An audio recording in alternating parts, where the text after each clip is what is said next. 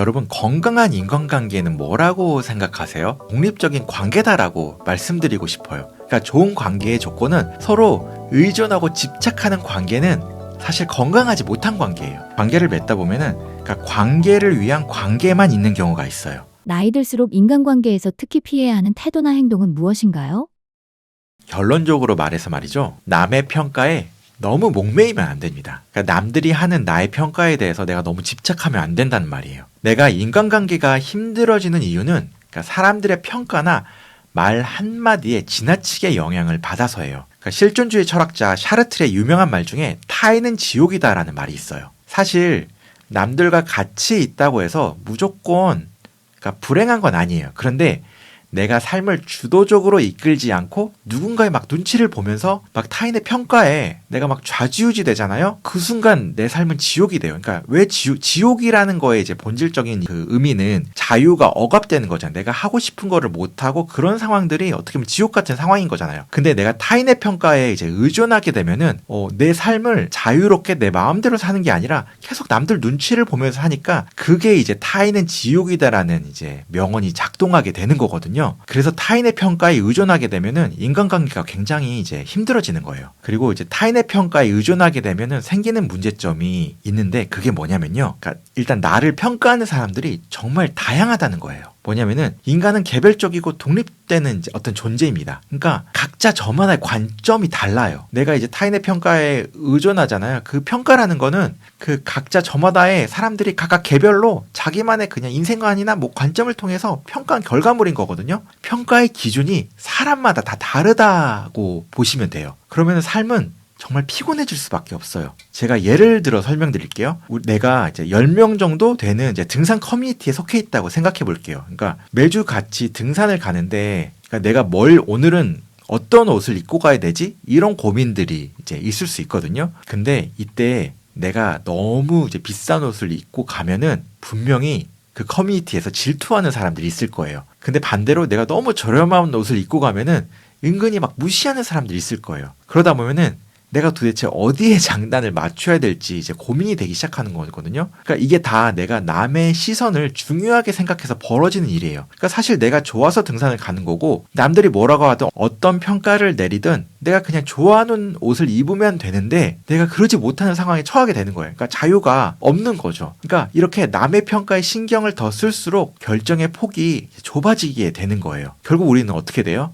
너무 비싸지도 않고 너무 저렴하지도 않은 그냥 무난한 브랜드 제품만 그냥 고르게 되는 거예요. 남 눈치 보느라. 그러니까 사실 나는 그냥 저렴한 브랜드를 입고 싶음에도 불구하고 말이에요. 그러니까 결국 내가 원하는 선택을 하지 못하게 되잖아요. 이렇게 남에게 나의 평가를 맡겨버리면은 지인들이나 사람들이 타인이 나에게 주변에 사람들이 많으면 많을수록 삶이 더 힘들어지게 됩니다. 나이가 들어서도 평판이 좋은 사람들에게서 공통적으로 보이는 특징은 무엇인가요?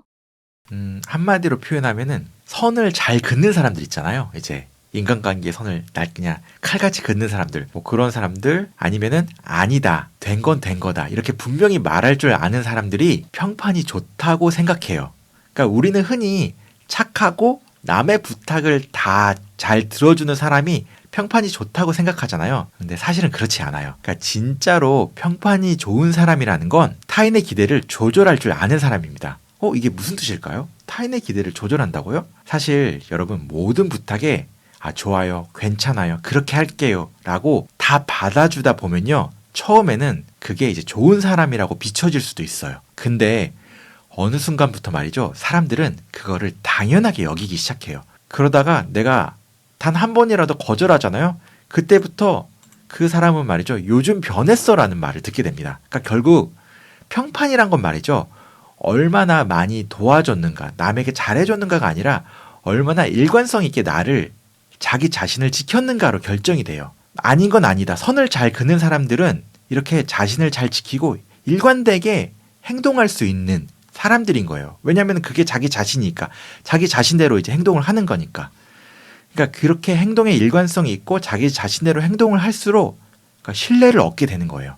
그러니까 사람들은 결국 항상 같은 기준으로 행동하는 사람에게 신뢰감을 느끼잖아요. 꾸준히 같은 태도를 유지하는 게 이제 평판의 핵심이거든요. 그러니까 착한 사람으로 계속 노력하기 위해서 하는 거는 사실 엄청나게 어려운 일이잖아요. 근데 내가 그렇지 않고 내가 이제 선을 긋고 아니면 아니다라고 하는 거는 상대적으로 쉽습니다. 그러면은 내가 평판을 이제 유지하기도 이제 쉽게 되는 거예요. 그렇게 되면 어떤 일이 이제 벌어지냐면은 타인이 나에게 이제 내 필요 이상 내가 할 수 있는 것 이상의 기대감을 심어주지 않게 되는 거예요. 그러면은 내가 하는 말, 진심은 내가 한 번쯤 잘해주는 일들은 더 좋게 이제 작용이 되는 거예요. 그렇게 되면은 그런 행동들은 더 오래 기억에 남게 되겠죠. 그러면은 자연스럽게 평판이 이제 따라오게 되는 거예요. 그러니까 어떻게 보면 평판이란 거는 행동의 일관성, 그리고 행동의 일관성은 이런 선을 잘 긋고 아닌 건 아닌 거라고 하는 거에서 따라오게 되는 결과라고 생각합니다. 인간관계 잘하는 사람들이 자주 사용하는 말투에는 어떤 것들이 있나요?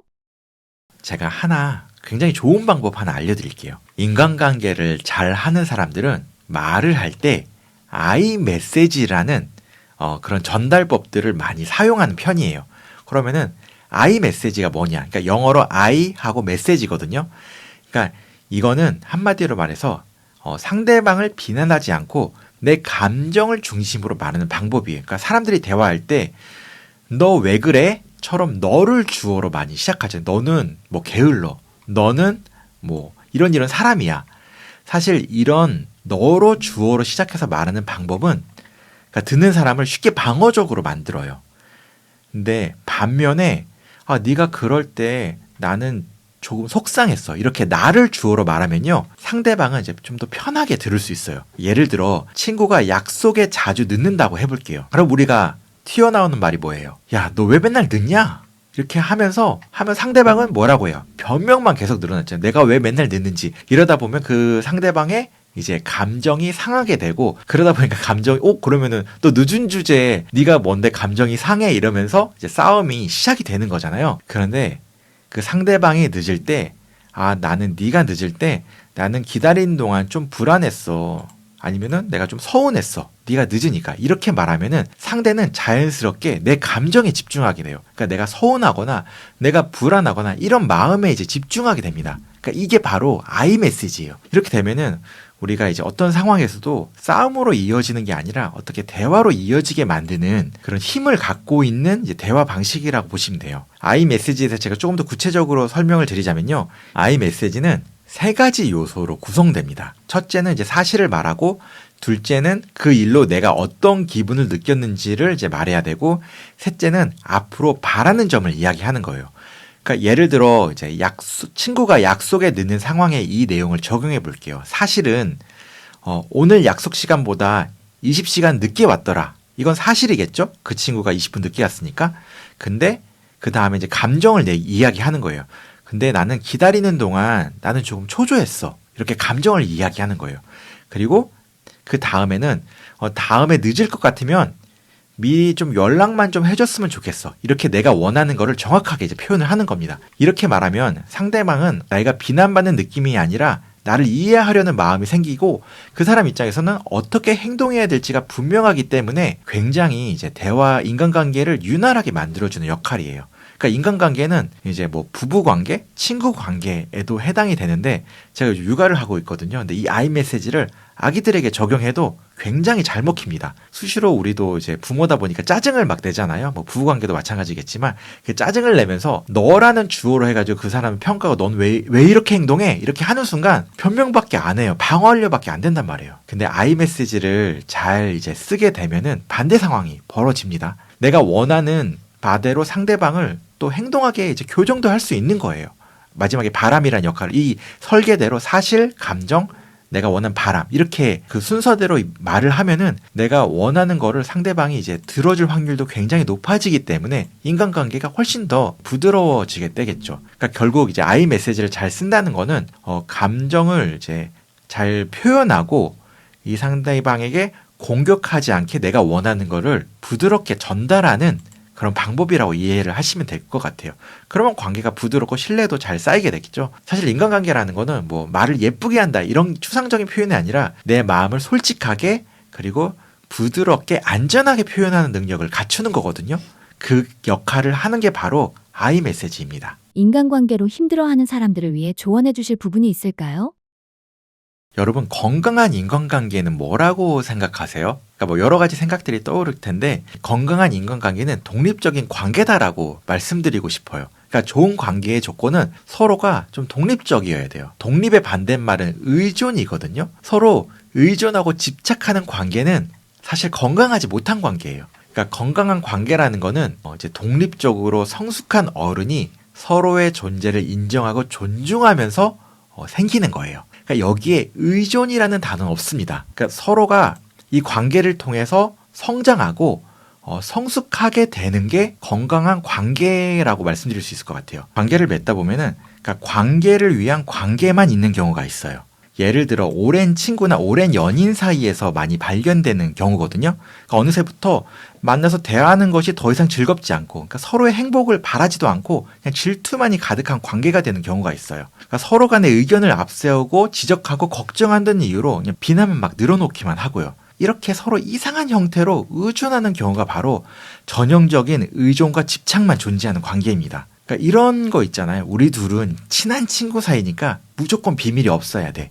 고민이 있으면 무조건 나에게 말해야 돼. 그러니까 나한테 말 안 하면 난 너한테 실망할 거야. 이런 어떤 조건들이 덕지덕지 붙게 되는 관계들이 있죠. 이런 관계들이 의존하고 집착하는 관계입니다. 그러니까 뭔가 조건이 붙어요. 근데 그 사람을 이런 걸 듣는 사람은 그 조건을 따라주기 싫은데 관계를 유지하기 위해서 어쩔 수 없이 상대방이 원하는 대로 이제 따라가는 거가 되는 거예요. 그러니까 이런 게 관계에 의존하는 전형적인 모습입니다. 그래서 독립적인 관계라는 게 필요해요. 그러니까 독립적인 관계를 만들려면요. 내가 혼자 바로 서 있어야 됩니다. 그러니까 내가 성숙한 어른으로서 세상에 흔들리지 않고 이제 꼿꼿하게 서 있어야 돼요.